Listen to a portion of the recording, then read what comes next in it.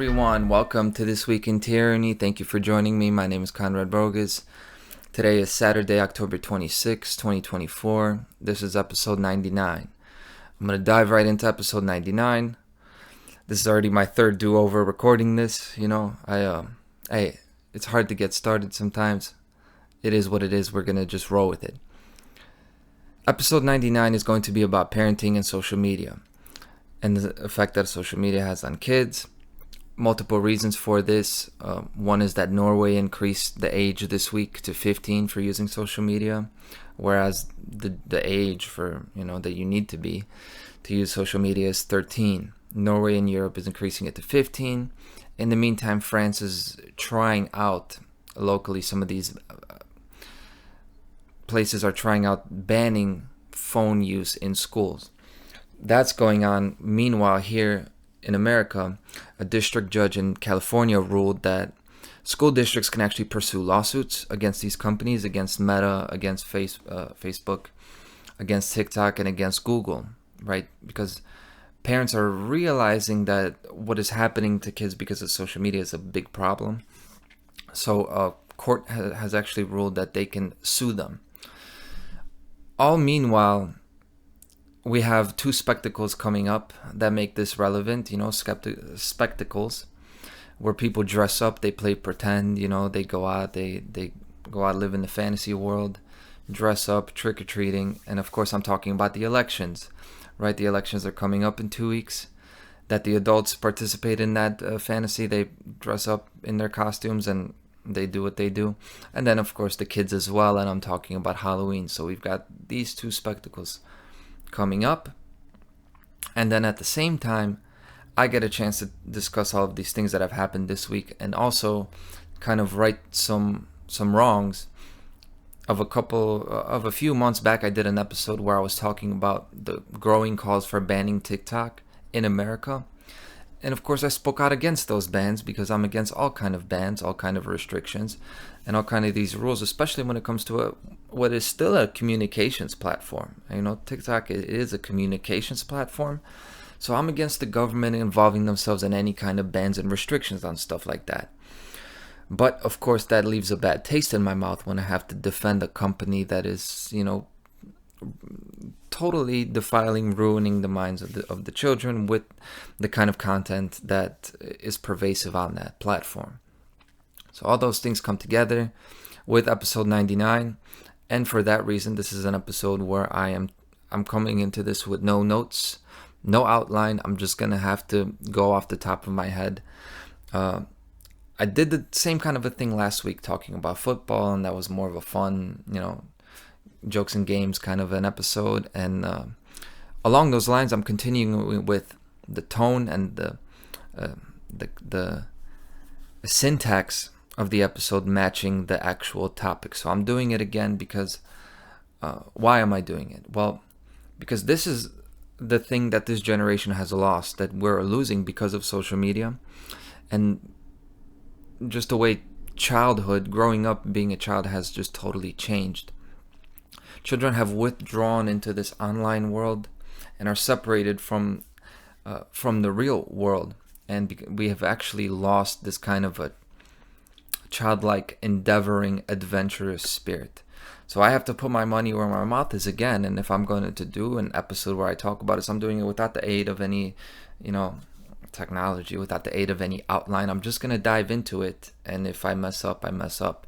This is also what I want to encourage people to do, who resonate with this, to go tell the truth, to be real, to be yourself. So episode 99 is going to be that, as we prepare for the bonanza extravaganza. That's going to be episode 100. I still don't know what we're going to do. So with that kind of being introduced, what is the issue with social media? Well, the issue is it's causing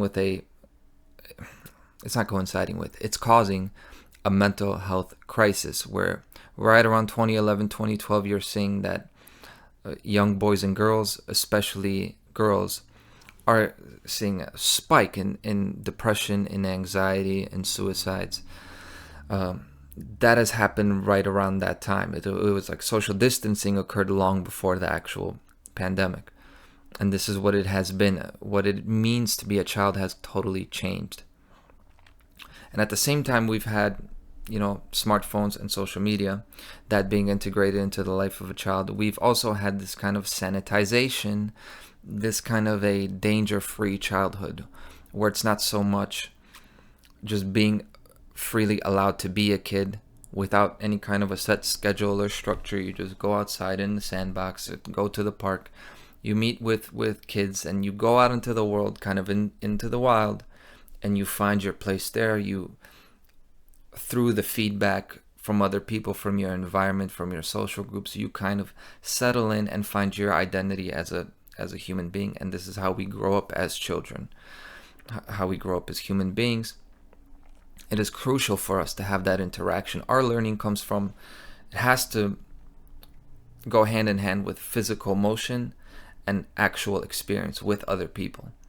Okay, anytime you get a social, like anytime you get somebody isolated, a child growing up isolated without interactions with other people, they're going to have actually cognitive dysfunction. You're going to see that play out in their ability just to process information.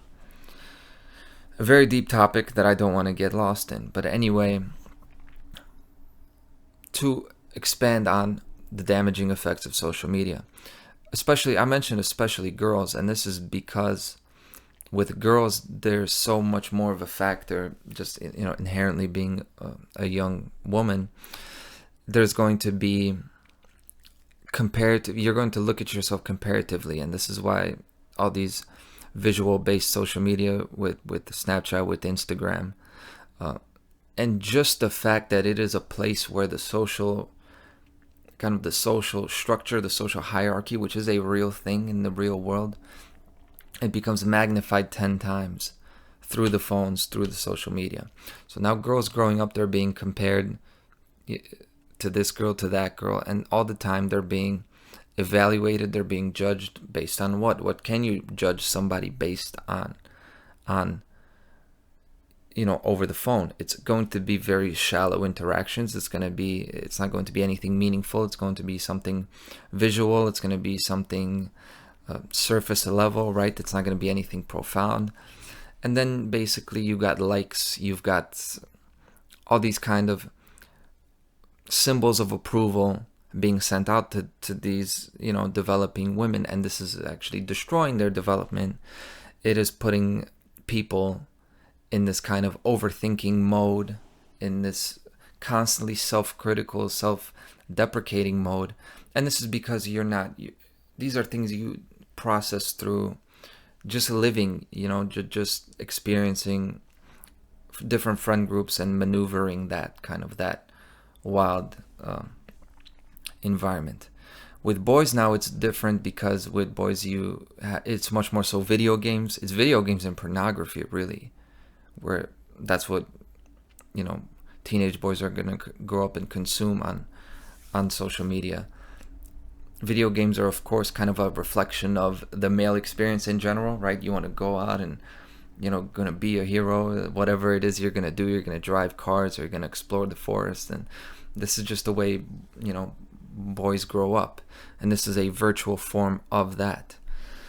That's kind of a different story. And then you have pornography, of course, which is kind of matches hand in hand with that kind of visual comparative thinking that these girls are getting. This is your feedback that you're getting from young women in your mind.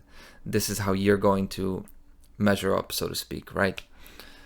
Both of those, male and female, they're destroying their ability to communicate with each other, because of course these are unrealistic, surface level, fake representations of what it really means like to develop relationships, to experience each other. That's what's been happening, and this is of course backed up by the data. You got all these suicide attempts, you've got depression, anxiety exploding. Now, there's a lot of nuance with this, with what the right thing to do is, because on one hand, of course, TikTok, these companies are doing this. These companies are straight up participating in social engineering to destroy the future family structure. This is true now. For us to ban it, we don't know that we're going to participate in this, but we're going to participate in the downward decline towards the whole world becoming sanitized. And this has already happened with the way childhood is no longer fun. It's no longer explorative. It's no longer an adventure, because everything we're so much older. Kids are so much older when they're allowed to have freedom. Where when I grew up, I've always had freedom. I don't know what the age was where I could go outside and just go out unsupervised, because it's really always been like that. So, and people don't grow up like that anymore. I'm kind of in a unique position where I experienced both of these things. Around the time I got, actual computer access and was able to download all these things on my phone and everything. This is right around when I was 13. So yes, I'm still impressionable at that time. I'm still in a vulnerable time where it comes to developing and socially where I'm gonna fit in, who I'm gonna be, my identity, right?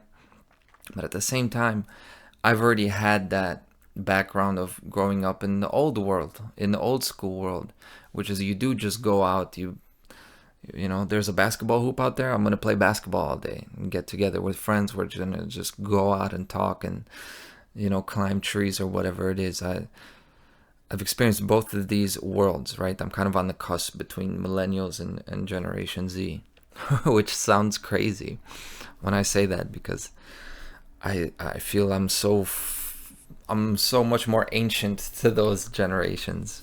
But I guess that is the generations that I belong to. What I'm seeing is now the parents are waking up. The parents are seeing that the kids are growing up and they have no contact with their children. There's such a divide. It's so hard. I think parenting has never been harder. And this is true. And this brings up the great, this is why nuance is important. This brings up the greater issue of parenting, which is, at what point do you violate your child's free will? Right? Because if they're going to do something that's harmful, it's going to hurt them.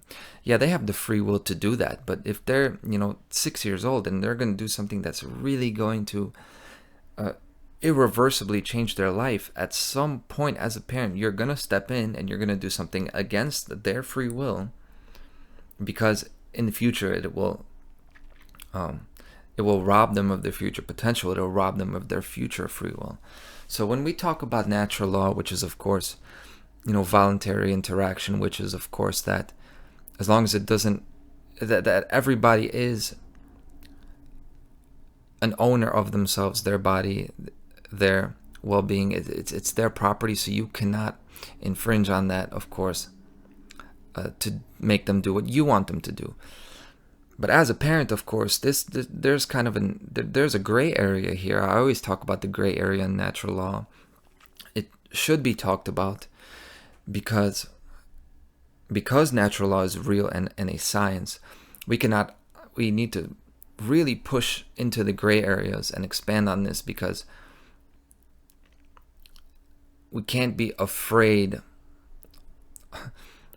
of the difficult of kind of the perceived contradictions. We need to address the contradictions. We need to talk about them, and we need to explore the nuance now.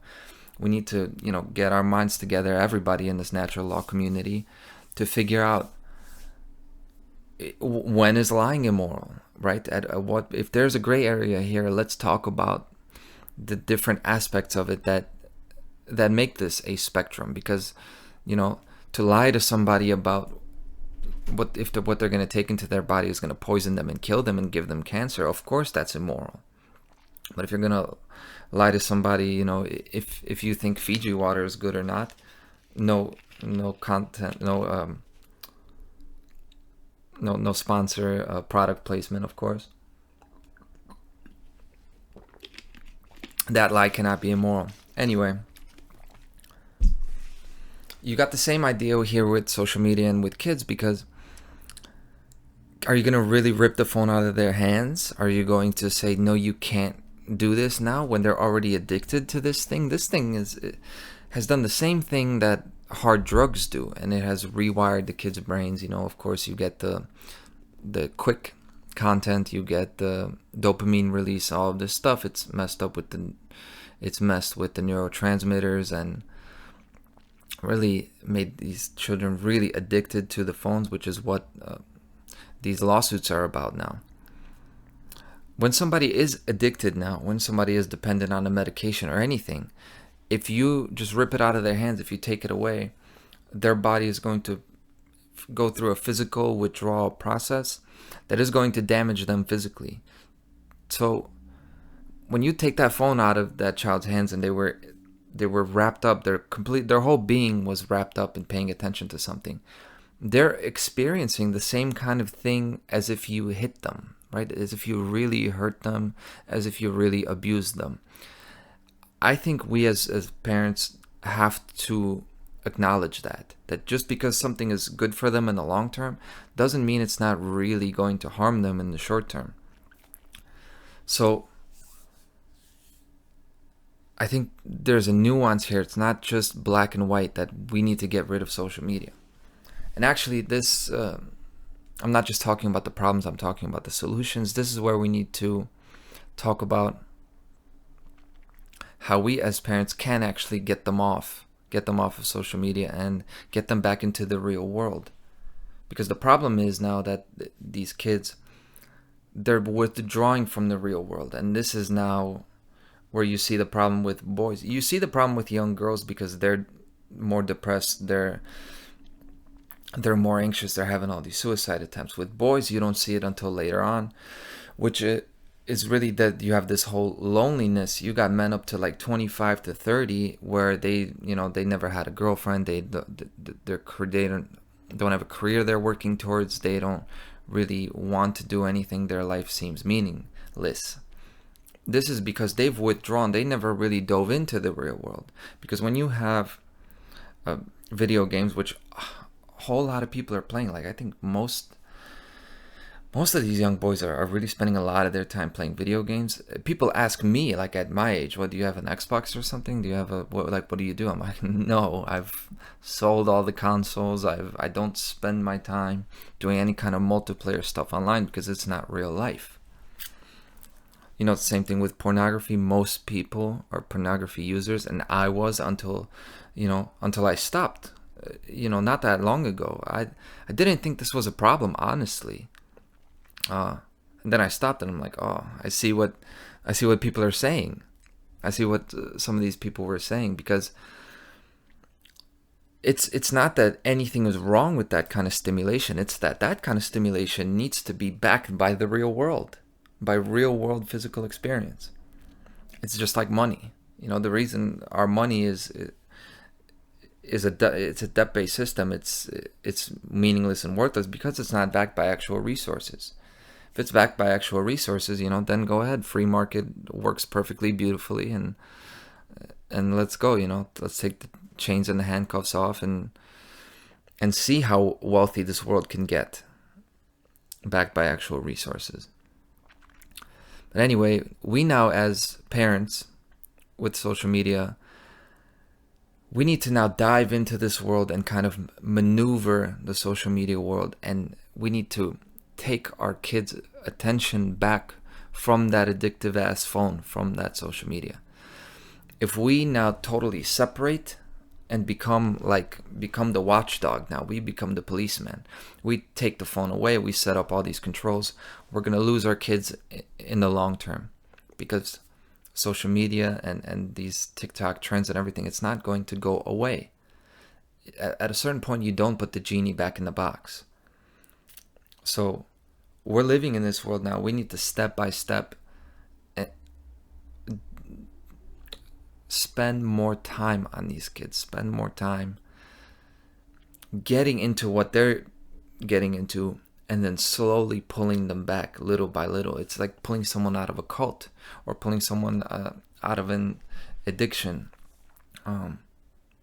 which really out of an addiction, it's It's a more difficult thing because I think at a certain point to pull somebody out of an addiction, you got to give them the cold shoulder. But we're talking about children here, right? So it's different. We need to take them back step by step. If we just set controls, we're going to lose them. The nuance where it comes in is that enjoyment is the key to everything, right? So the reason they're on those phones is not because they're corrupt or like you've lost them or like they're just not like how we used to be. It's because that stimulation, that enjoyment is real. We shouldn't turn away from enjoyment, right? Like if a child likes their favorite candy, their favorite chocolate, well,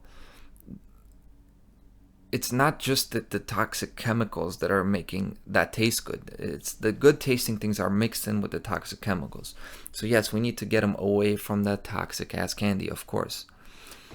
The way you do that is not by introducing hunger or introducing restrictions in that sense. You have to replace it with good tasting things, rewarding things, enjoyable things that have a real world substance behind it that makes them enjoyable, right? There are natural sugars, natural proteins, all of these things that we are going to respond to that, of course, but positively. So now, same thing with social media here. We cannot become disconnected from them. Disconnected in the sense that we don't understand the new trends. We don't understand what it's like to look at these memes and laugh. Like, it's really time for the parents to become even more involved. And we got to go into the weeds with these children. And, you know, you can't just tear their attention away from the phone because this is creating a dichotomy and a split, right? They're like an addict now, and you took away their drug, and now all they're thinking about is just getting this interaction over with so they can go back to the drug. This is how it goes in addiction.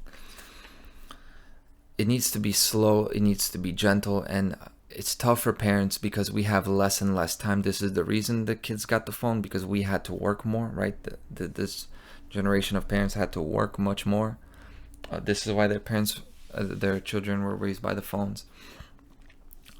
And even though it's harder than it ever has been, we need to dedicate more time to the children now, because it's going to take more time to get them out of this trance, take them back to the real world, and get them to read again. Like, this is still enjoyable. You can't compete with 6-second long videos. You can't compete with the flashing lights of TikTok. It is just like, whatever you draw on a canvas. You're not going to compete with the casino with their flashing lights and that instant gratification. But casinos exist today, and we're not all there spending all our money. Like, not everyone is taking drugs, not everyone is drinking. So there's a way we can live in a social media world and still find enjoyment in each other, in relationships, in interactions with people, play and fun. We just are in a really hard time right now where this is taking over, but realize this is going to come to an end. We're nearing a time now, approaching a time where the kids are going to become oversaturated with all this social media. They're going to be overstimulated, and life is going to become dull for them, and they're going to look for something else. This happened to me when I was growing up. This would be about maybe like 9 years old. I think this is like 2007, 2006. And there was a time where I really wanted all these games. I wanted Grand Theft Auto. I wanted Need for Speed. I was playing a lot of NHL 2005, right? So there you go. It was around that time. And I had no restrictions that would stop me from playing those video games like in my room, like all day. So I would play for like 10, like all night. I would play for 10, 12 hours, right? And after a while of doing that, I, like that conscience or whatever it is within me, I realized I didn't feel good, right? So I really actually felt guilty about that. And then I got away from it. And on a grand scale with kids, this is going to happen. They're going to realize, and they've already realized it, right? and it's going to happen on a more mass level, that they're just not going to be satisfied. They're not going to be fulfilled. And actually, these problems with anxiety and depression, these are their cries for help. They're showing us that they're not happy, they're not fulfilled. So this is really now the opportunity for parents and for us, in general, who are awake to the way this world has descended into madness. This is our opportunity to dive in and reconnect with these kids, show them these things that are stimulating. Like, if you can get them to step away from the highly stimulating screen, right? That is when you can go into the books. You can go into a book and they're going to find that it is actually pleasurable to read, to go out and play board games and all this stuff. Now, of course, if you're deep in a movie, right, or video game, and then you turn the screen off and give them a book, it's going to be like, it's going to be a joke to them. Like, this is not what they want. So it's about slowly getting them off of this stuff and taking back those connections. What I just thought of now is I was actually talking to my mom, and another aspect of this is the way things used to be growing up. It's not just time with the parents and time with family, right? And then free time. There was a more multi-generational way of life, in the sense that grandparents were there, the uncles, the older generations were there, the different levels of extended family, and that was part of your childhood growing up. I never had this because it really was just my mom and my brother. So I've seen the effects of this.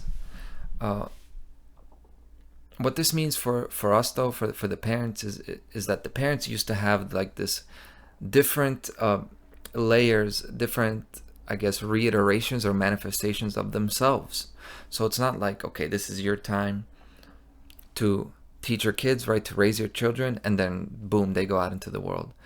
It's while you had to work, or you were gone for whatever reason, right? You have your own, you can't spend 24 hours with the kids. You had other representatives of the real world, so to speak, right? Of someone who knows what it's like to grow up and develop their own identity, and who knows what freedom is, what principles are, what family values are, right? What actual fulfillment is. You need representatives of that old generation to interact with that kid as they're growing up. Because again, the parents are not enough. We, as human beings, we're not monogamous in that sense. It's not about monogamy.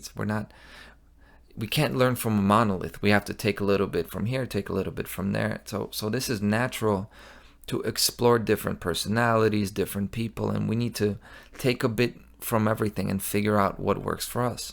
And this is what the grandparents used to do for kids. And this is the reason we've really lost our children at the same time that the phones have taken them over. Because the phones, the social media, the internet, they've replaced the extended family. Because of, the way life is in the modern world, is that you grow up and you move out and you live just with your kids. You don't live with your grandparents anymore. I don't know. I guess my mom said the grandparents all went off to go live in Florida or go on vacation, or go on their retreats. I suppose that is what has happened. And okay, I'm going to bring the nuance back in again, because this is, of course, what people think of as the downsides to individuality and capitalism. Is that this is like this American Western thing where everybody goes out on their own to make a lot of money, and then they move out and everybody lives alone. So everybody's all about their property, their house, their car, and everything. And then there's none of that familial dynamic, and also that community, that sense of community. When you think about a sense of community, you think of like in Mexico, this is still very much a thing. And then in Poland, it's still very much a thing, right? In these old school cultures where you had the church, where you had, family getting together, all the kids dressing up, and you have the little children and the older kids together. Then you had the parents, then you had the grandparents and the great grandparents. They used to actually live long enough to be that age before we had our whole toxic ass lifestyle take over the world. And this has been, of course, brought as another indictment on individuality and capitalism. I, of course, don't buy the divide. I don't buy the split. There is no contradiction there.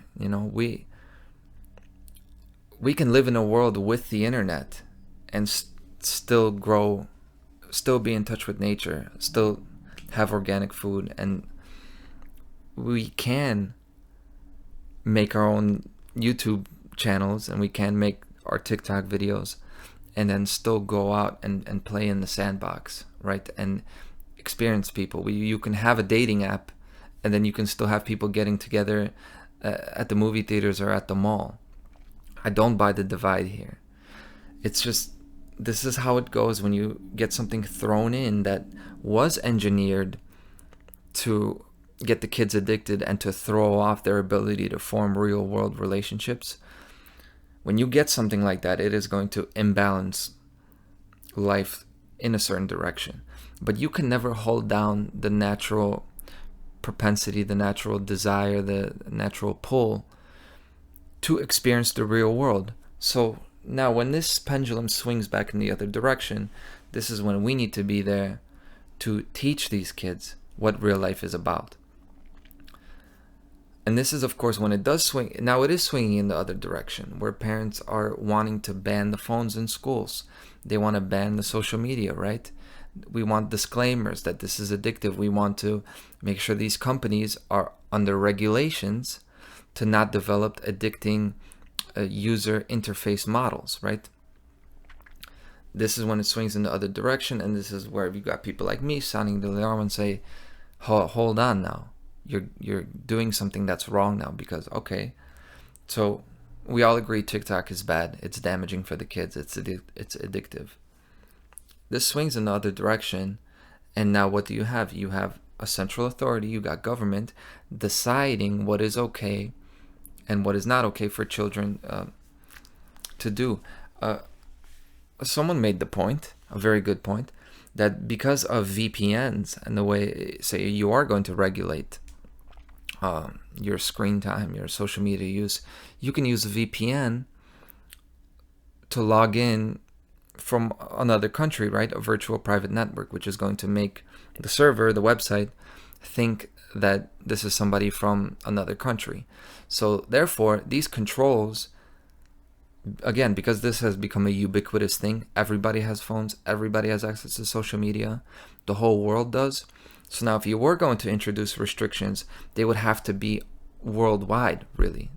They would have to be, again, you can't stop one kid at school from having a phone. It would have to be the whole school. Someone, of course, pointed out that this is going to be another reason for globalization and global controls, global restrictions. Now you've got not just a government of a set country or a state. There's going to be a committee, a worldwide global control committee or association agency that is going to control. It's going to be, and it's of course going to be called something like the Children's Safety Council or something like that. It's going to have a very general name that is going to claim it's for health and safety, of course. Just like it was with the Patriot Act after 9/11 was also for our health and safety. You've got the surveillance, you've got control of communications, right? All of this modern censorship is the child of the parent that is the Patriot Act and all this stuff that happened after 9/11. Now you've got the second level on another false flag, which we had the COVID-19 pandemic. Now you've got more restrictions. More of this is now about hate speech, about medical misinformation. Again, claiming to be for health and safety, but what it really is a control on your speech. The third level of this is going to be the social media. They're going to ban TikTok. They're going to set up all these controls. Now, what they're going to ban is, Chinese TikTok, yeah, that's everybody's going to say that's a good thing.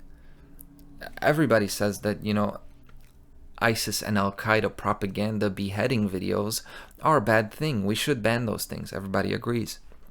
They have. But now, of course, the controls are still in place. They don't dissolve. But now it is going to be pushing incrementally towards restricting more and more of your communication. And now when we're seeing this, we're seeing what social media is doing to our kids. Pendulum is swinging in the other direction. Now, what we're going to participate in is the next level of making life over sanitized, right? Over controlled.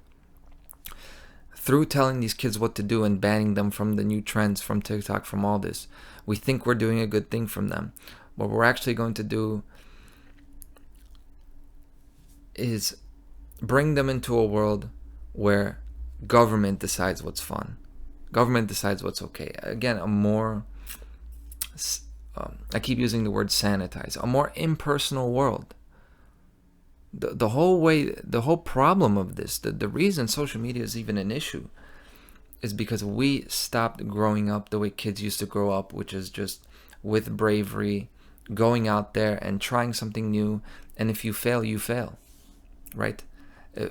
We never used to have this huge fear of rejection and fear of public presentation. This is a phenomenon of the modern age, of the new millennium. And a lot of this is because the internet came out and the phones came out. And communication became so instant that we saw all these people who can sing better than us, who can present better than us, right? We've seen, like the guy who is the total ladies' man, Casanova, and he never gets rejected. So now a regular guy, instead of just going out there with that kind of... people say not ignorance is bliss, but that kind of even a lack of the danger of rejection, right? Because he's not comparing himself to the next guy. He's going to just go out and see, hey, maybe it's just like play dates. You go out and play with somebody. If somebody doesn't want to play with you, it doesn't break your heart, right? This is just how we grew up as kids, and this is what toughened us up to then try new things, right? To try to go out on your own and pursue your dream, pursue a career, and then pursue the woman you want, right? And you're not afraid of being rejected because you've already had those increasing levels of risk and danger when you were growing up.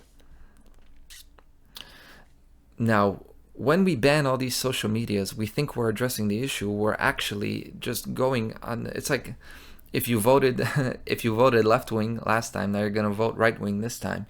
You're still part of the problem. You're still pushing us downward, down the well. You're still taking us into bondage. So again, and I'm not also saying to crusade against these bans. Let them ban TikTok. It doesn't matter what the controls are. To me, it really doesn't matter what the controls are. I'm not worried about the laws. I'm not worried about the legislation. I'm worried about the personal connection. It is about how we're connecting with the kids, with this young generation. And can we explain to them that the world is about having fun? It is about enjoyment. And where it is here with us, not over there in the damn TikTok apps. This is what we need to get across to them. Look, because we're there in person, you're there with somebody and they're staring at their phone. It takes like a little bit of skill. It's very difficult to get somebody off of their phone. But if you're patient, you can get them off. You can show them things in the real world that are way more profound than any kind of AI technology can do. We need to do this while we have a chance to do it, because again, the technology is going to be more stimulating over time, not less stimulating. So time is of the essence. And we, as parents, I say it as parents, I'm part of this younger generation, but I'm speaking as a parent because, hey, like, we need to save the kids, right? This is, people under 25 don't listen to my work. That's just what it is. But so I'm approaching this as a parent. We need to become even more interesting. We need to become more brave, more heroic, more engaging to this young generation. Because this is the thing. We look at it as a problem of the younger generation, of the kids. They're the ones who are addicted to social media. Really, the universe is a mirror, and this is all a reflection. One generation is a reflection of the other. So these things that the kids are going through now, we really have the same issues. We're going through the same things they are, just not as severely. It has been magnified and shown to us through our children. So the problem is really with us. Before we can even help the kids, we need to save ourselves. This is the point of me doing a chaotic ass video with no outline, where I'm kind of like over here like odd at sea, because I'm trying to now motivate you guys listening to this to go out and do this. Like, we are those kids now who, picture yourself as being that child who is afraid to go outside and afraid of rejection. You need to go out and start making these videos, and you need to go out and start talking to your children and these other people, and do not be afraid of how you're going to come across. If you think you're going to come across as detached, you need to actually spend some time, we all do, to connect with these kids more.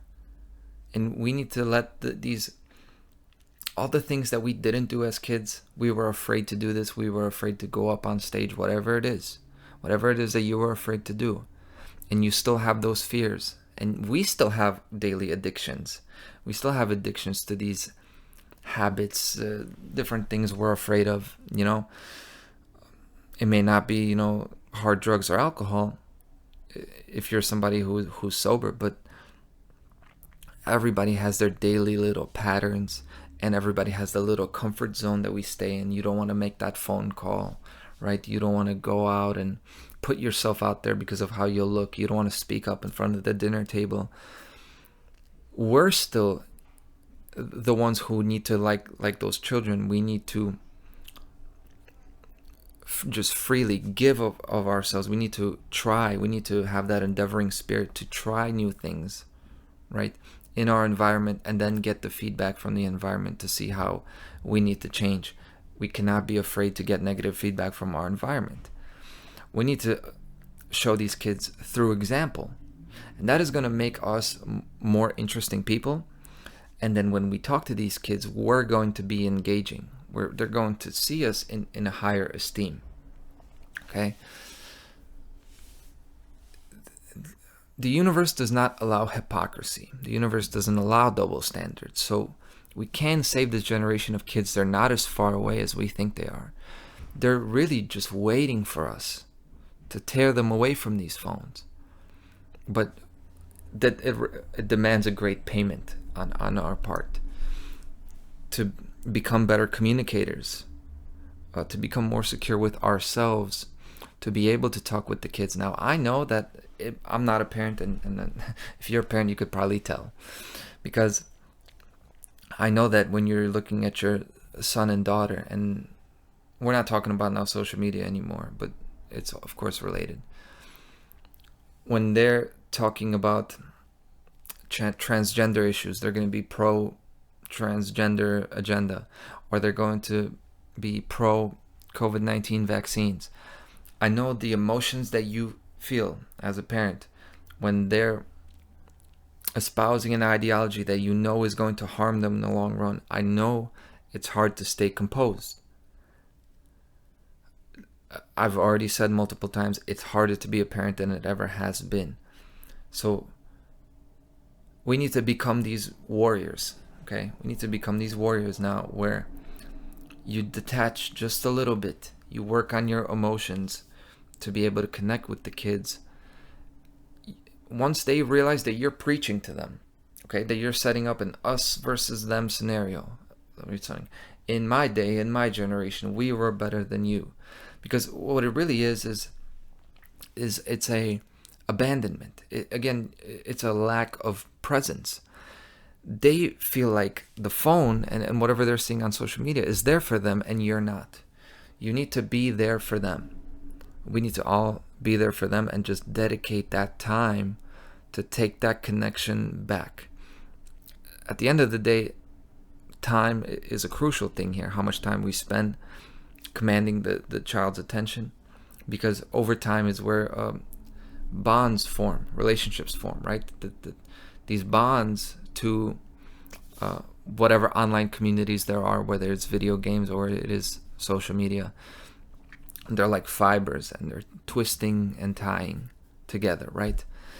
So to break them, of course, is going to require a lot more strength. So instead of us ripping at these vines, right, trying to separate these ties that have been formed, the way we do this is by increasing the strength of the bonds that we form.